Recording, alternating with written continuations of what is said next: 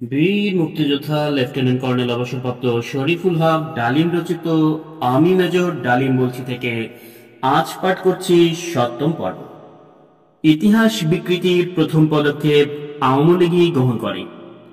শেখ মুজিবের নির্দেশে মেজর জিয়া তার ঐতিহাসিক ঘোষণা দেয়, এ দাবি প্রতিষ্ঠার জন্য আওয়ামী লীগ আষাঢ়ে গল্পের উপস্থাপন করে।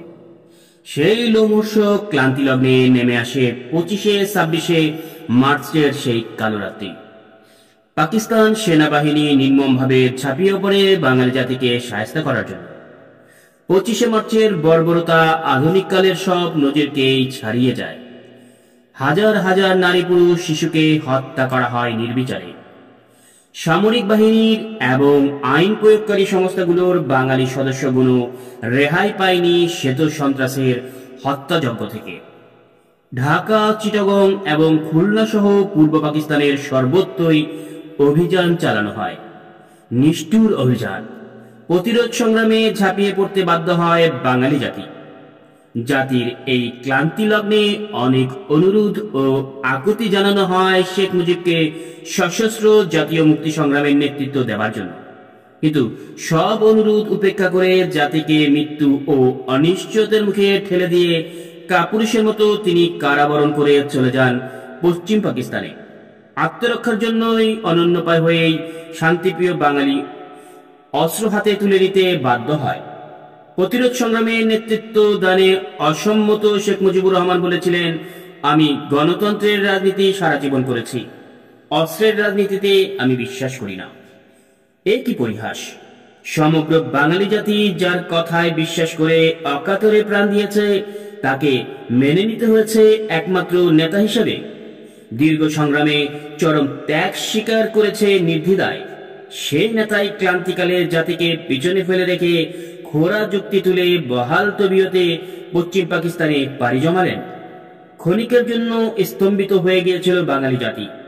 মুজিবের সুবিধাবাদী আচরণে হতাশায় ভেঙে পড়েছিল মুক্তিকামী জনতা, কিন্তু সে ক্ষণিকের জন্য মাত্র। আওয়ামী লীগের নেতারাও সব যার যার মতো গা ঢাকা দিলেন প্রায় বাঁচাবার জন্য। মুজিব গ্রেপ্তার হবার সাথে তারাও পালিয়ে হাঁপ ছেড়ে বাঁচলেন। এই অবস্থায় জনগণকে স্বতঃস্ফূর্তভাবে প্রতিরোধ সংগ্রামের দায়িত্ব নিজেদের হাতেই তুলে নিতে হয়েছিল। বিচ্ছিন্নভাবে বাংলাদেশের সর্বত্র প্রতিরোধ সংগ্রাম গড়ে ওঠে। গৃহযুদ্ধ ছড়িয়ে পড়ে পুরো বাংলাদেশে।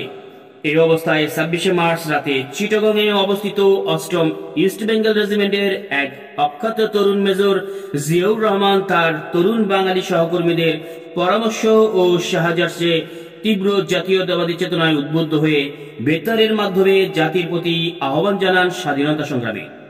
তার আহ্বানে আশার আলো দেখতে পেয়েছিল জাতি। তারই পরিপ্রেক্ষিতে পরবর্তীকালে স্বাধীনতার লক্ষ্য শুরু হয় রক্তক্ষয়ী মহান স্বাধীনতা সংগ্রাম। কালুরঘাট বেতার কেন্দ্র থেকে ভেসে আসে মেজর জিয়াউর রহমানের ক্ষীণ কণ্ঠ। Under circumstance however, I hereby disclaim myself as the provisional head of the স্বাধীনতা বাংলাদেশ লিবারেশন গভর্নমেন্ট। অবশ্য পরবর্তী ঘোষণায় এর সাথে যোগ করা হয় under guidance of Bangladesh Sheikh Mujibur Rahman. স্বাধীনতার ঘোষণা নিয়ে সেই সময় চুলচেরা বিশ্লেষণ করার ফুসরত কারও ছিল না। দেশ স্বাধীন হবার পর ১৯৭১ সালের ২৬ মার্চ কালুরঘাট থেকে প্রচারিত স্বাধীনতার ঘোষণা সম্পর্কে সরকার ও আওয়ামী লীগের তরফ থেকে পর্যায়ক্রমে কয়েকটি কাহিনী প্রচার করা হয়। প্রথম গল্পটি ছিল ২৫ মার্চ দিবাগত রাতে গ্রেপ্তারের পূর্বক্ষণে চট্টগ্রাম জহুর আহমেদ চৌধুরীকে টেলিফোনে শেখ মুজিব স্বাধীনতা ঘোষণা বাণীটি পাঠিয়েছিলেন, কিন্তু সামরিক অভিযানের প্রাক্কালে সকল প্রকার টেলিফোন যোগাযোগ বন্ধ করে দেওয়া হয়েছিল। অতএব ওই গল্প ধোপে টেকেনি। দ্বিতীয় গল্পে বলা হয় এয়ারলেসের মাধ্যমে চট্টগ্রাম বন্দরে অবস্থানরত একটি অস্ট্রীয় জাহাজের ক্যাপ্টেনকে স্বাধীনতার ঘোষণা জানানো হয়। ওই ক্যাপ্টেন নাকি জনাব জহুর আহমেদকে শেখ মুজিবের সেই ঘোষণা বাণী পৌঁছে দিয়েছিলেন। চট্টগ্রামে কোনো নোঙ্গর করা জাহাজের সাথে ঢাকায় বসে ওয়্যারলেস সংযোগ প্রতিষ্ঠা করা কোনোভাবেই তখন সম্ভব ছিল না, কারণ ওই সময় চট্টগ্রাম বন্দরে ইপিআর ও বেঙ্গল রেজিমেন্টের বাঙালি সৈনিকদের সাথে পাক বাহিনীর লড়াই চলছিল। তাছাড়া ঢাকার ওয়্যারলেস সেন্টার সহ সবগুলো যোগাযোগ কেন্দ্র তখন পুরো মাত্রায় খান সেনাদের অধীনে। সুতরাং এই গল্প ও সারহীন প্রমাণিত হয়।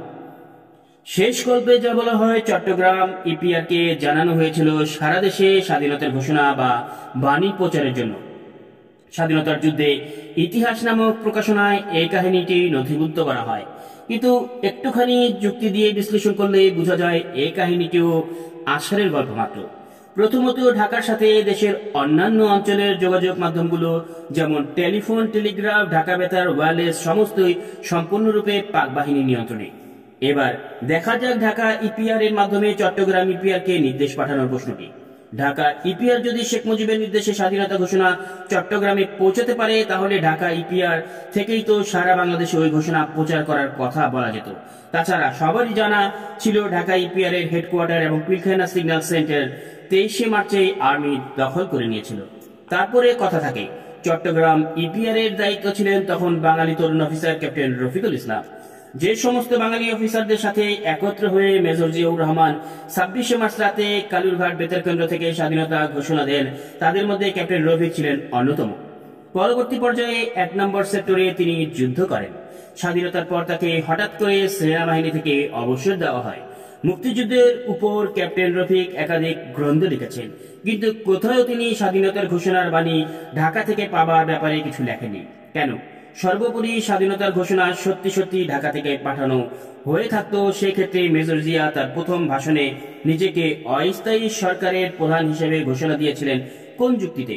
তারপরও প্রশ্ন থাকে, চট্টগ্রামে আওয়ামী লীগের তৎকালীন নেতা আব্দুল হান্নান, যিনি 30শে মার্চ চট্টগ্রাম বেতার কেন্দ্র থেকে একাধিকবার বক্তব্য প্রচার করেছেন, তিনিই বা কেন তার প্রচারণায় একবারও উল্লেখ করলেন না স্বাধীনতার ঘোষণার বাণী ঢাকা থেকে পাওয়ার কথা?